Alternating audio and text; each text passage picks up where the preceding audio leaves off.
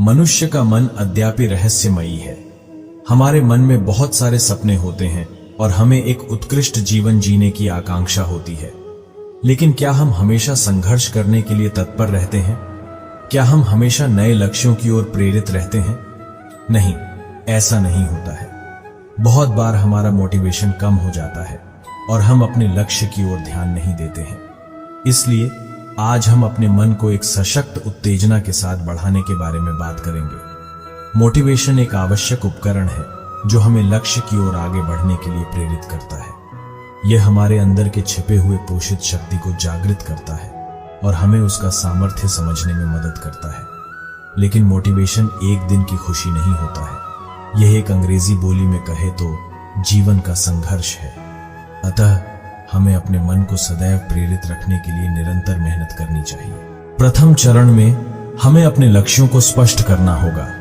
हमें अपने जीवन के उद्देश्यों को समझना चाहिए और उन्हें अपने मन में स्थायी करना चाहिए। जब हमारे पास एक स्पष्ट लक्ष्य होता है तो हमें उसे प्राप्त करने के लिए सख्ती से काम करने की जरूरत होती है। इसके लिए हमें अपनी क्षमता, संकल्प और सहयोग को बढ़ाने की जरूरत होती है। दूसरा चरण है स्वीकृति का चरण। हमें अपने मन को यह स्वीकार करना होगा कि यह संघर्ष का समय है और हमें उसे स्वीकार करना होगा। हमें अपनी विफलता को आपूर्ति मानना चाहिए और उसे सीखने का मौका देना चाहिए। यदि हमें पहली बार में सफलता नहीं मिली है तो हमें उठना और आगे बढ़ना चाहिए। अपनी विफलताओं से सीखना हमें और मजबूत बनाता है और हमें उनसे नया ज्ञान प्राप्त होता है। तीसरा चरण है समर्पण का चरण। हमें अपने लक्ष्य की ओर बिल्कुल समर्पित रहना चाहिए। हमें अपने मन को यह समझाना होगा कि हमें उद्देश्य तक पहुंचने के लिए कठिनाइयों का सामना करना पड़ेगा, लेकिन हम उनके सामने हार नहीं मानेंगे। हमें अपने सपनों को सच करने के लिए पूरी शक्ति और समर्पण के साथ काम करना होगा। यदि हम इस चरण में ईमानदारी से बने रहते हैं तो हमारे मन में नई ऊर्जा और ताकत उत्पन्न होती है। चौथा चरण है परिश्रम का चरण। सफलता के लिए हमें कठिनाइयों का सामना करना पड़ेगा। हमें अपने लक्ष्य की प्राप्ति के लिए कठिन मेहनत करने की जरूरत होगी। सुखी और आरामदायक जीवन के लिए हमें समय समय पर कठिनाइयों का सामना करना पड़ेगा और उन्हें पार करना होगा।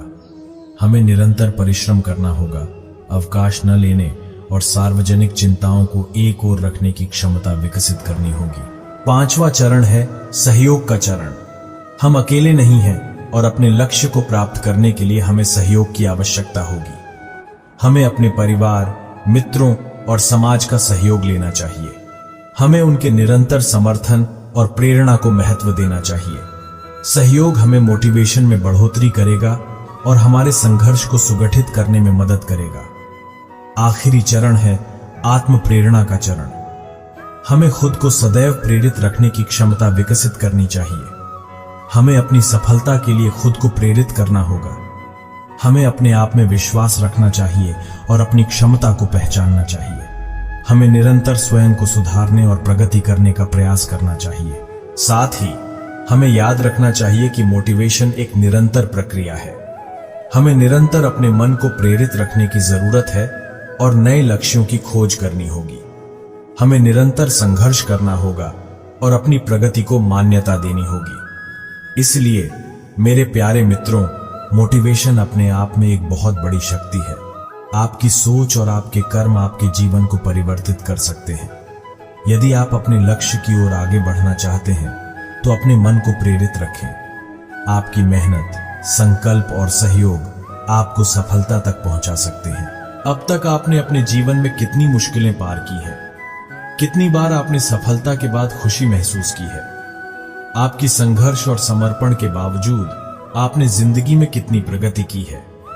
आपकी सफलता के पीछे का रहस्य है मोटिवेशन। इसलिए आज से ही अपने मन को प्रेरित करें, अपने सपनों की ओर बढ़ें और खुद को समर्पित रखें। यदि आप यह कर सकते हैं तो कुछ भी मुमकिन है।